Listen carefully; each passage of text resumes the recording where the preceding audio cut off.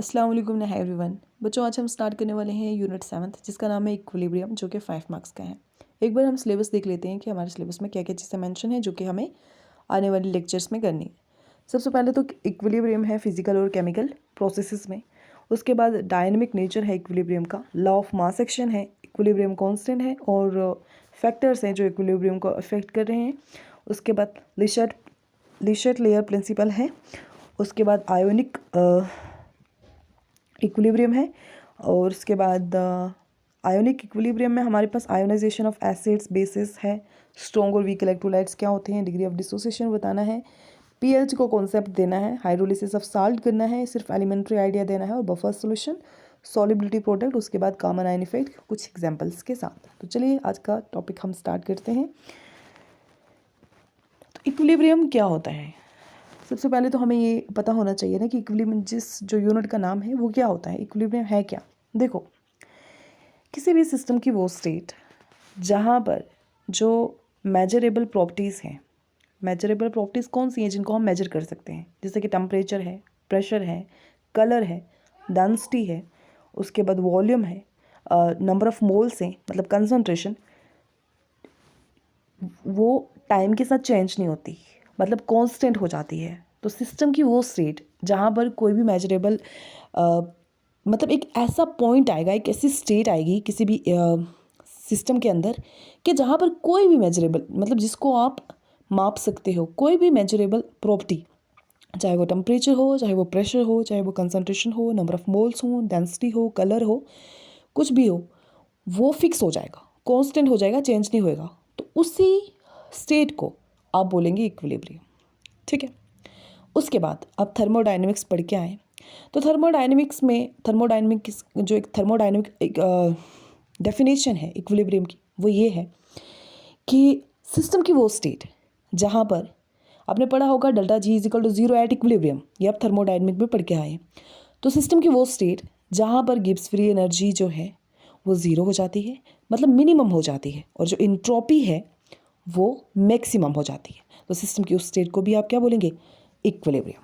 उसके बाद एक और डेफिनेशन है कि हम इसको कैसे बता सकते हैं कि सिस्टम का वो स्टेट जहाँ पर फॉरवर्ड रिएक्शन का रेट जो है वो बैकवर्ड रिएक्शन के बराबर हो जाएगा। ठीक है, मतलब ऐसा कुछ कि मान लो अगर ए जो है plus B, both of the reactants, और दोनों रिएक्ट कर रहे हैं और सी प्लस डी बना रहे हैं, तो यहाँ पर ये जो फॉरवर्ड रिएक्शन का रेट है वो बैकवर्ड रिएक्शन के बराबर हो जाएगा। मतलब क्या होगा कि जितने रिएक्टेंट रिएक्ट हो गए प्रोडक्ट बनाएंगे, वापस उतने प्रोडक्ट टूट के रिएक्टेंट बनाएंगे। समझ आ गई? तो ये है rate of forward reaction is equal to rate of backward reaction.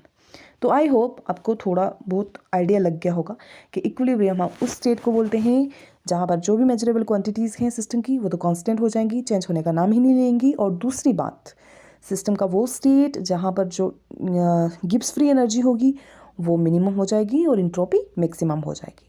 तीसरी डेफिनेशन क्या है कि सिस्टम की वो स्टेट जहाँ पर फॉरवर्ड रिएक्शन का रेट किसके बराबर हो जाएगा, बैकवर्ड रिएक्शन के रेट के। मतलब जितने रिएक्टेंट टूटेंगे उतने ही जितने रिएक्टेंट रिएक्ट करेंगे वो प्रोडक्ट बनाएंगे, वापस उतने ही प्रोडक्ट रिएक्ट करके क्या बना देंगे, रिएक्टेंट। तो ज़रा इसको भी एक बार समझ लेते हैं। देखो, मेरे पास एक वेसल है और वेसल में मैंने क्या डाला हुआ है, कैल्शियम कार्बोनेट, CaCO3। ठीक है, ये फॉर्मूला होता है कैल्शियम कार्बोनेट का। अब कैल्शियम कार्बोनेट क्या करेगा, डिकम्पोज होगा। ठीक है, और डिकम्पोज होने के बाद क्या बनाएगा, जैसे कैल्शियम कार्बोनेट है CaCO3, डिकम्पोज होने के बाद क्या बनाएगा, यहाँ से एक कैल्शियम और एक ऑक्सीजन आ जाएगा, तो कैल्शियम ऑक्साइड बन गया। ठीक है, which is also solid. Plus यहाँ पर क्या बचा, एक कार्बन बच गया है और कार्बन ऑक्सीजन कितने बचे, दो, तो carbon dioxide is a gas.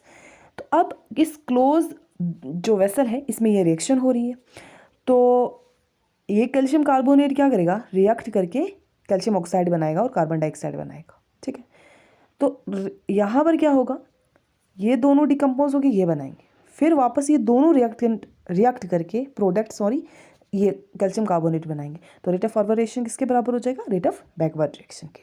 एक चीज़ और, यहाँ पर जो मैंने ऐसे साइन लगाया इसका क्या मतलब है, और क्लोज वेसल में क्यों ही आप रिएक्शन कंटिन्यू कर रहे हो, आप तो किसी ओपन वेसल में भी कर सकते हो। तो देखो, अगर मैं ओपन वेसल रखूँगी तो ये जो कार्बन डाइऑक्साइड गैस बनेगी ये कंटेनर में पीछे नहीं रहेगी, ये सीधी बाहर निकल जाएगी। एक चीज़ ये, तो कहाँ से फिर रिएक्टेंट प्रोडक्ट रिएक्ट करके रिएक्टेंट बनाएंगे।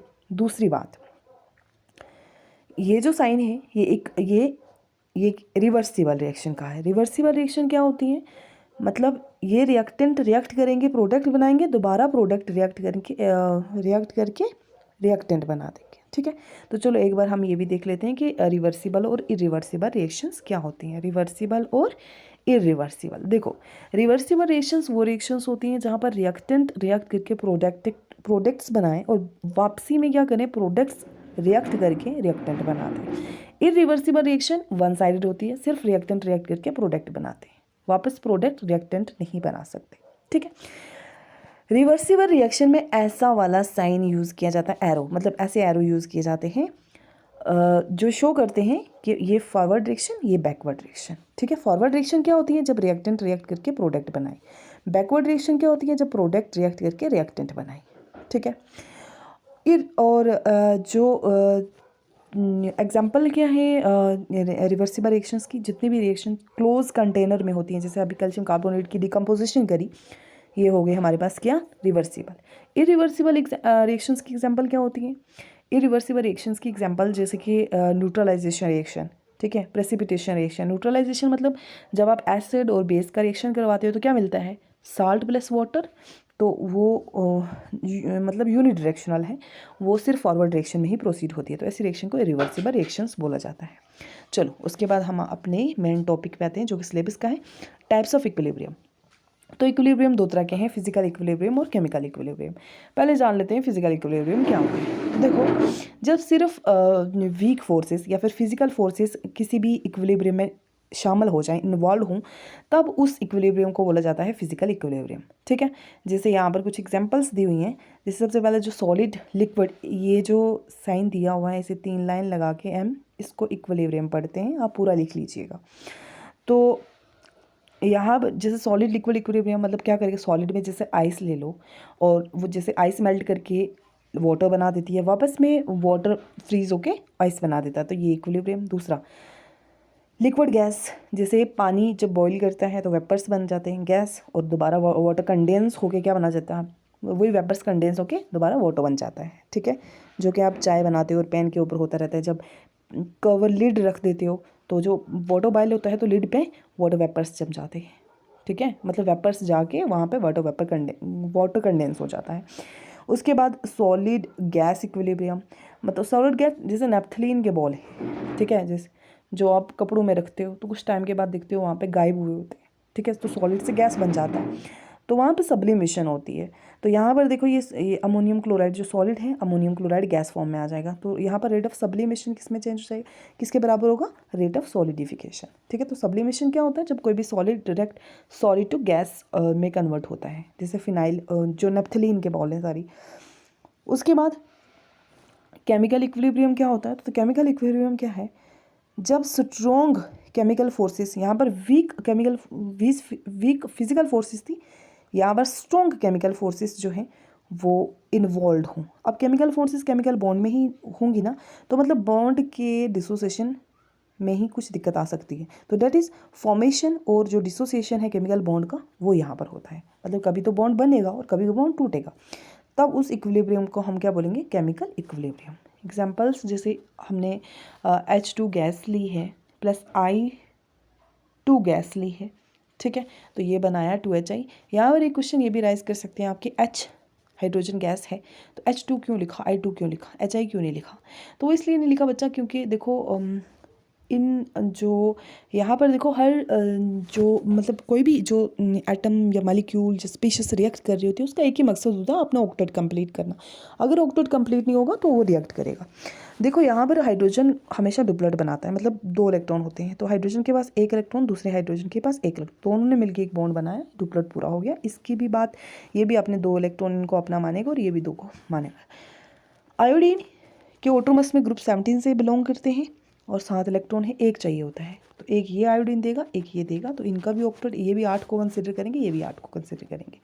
ठीक है, तो फिर HI बना, तो 2 हाइड्रोजन थे 2 आयोडीन, तो इसलिए यहाँ पर 2 लग दिया, तो ये गैस बन गई। ठीक है, अब ये बॉन्ड टूटे इन दोनों का बॉन्ड टूटा और ये बना, ठीक है, आई का बॉन्ड टूटा है, एच का बॉन्ड टूटा, फिर इन दोनों का बना, तो इस इक्विलिब्रियम को हम बोलेंगे कौन सा इक्विलिब्रियम? केमिकल इक्विलिब्रियम, ठीक है।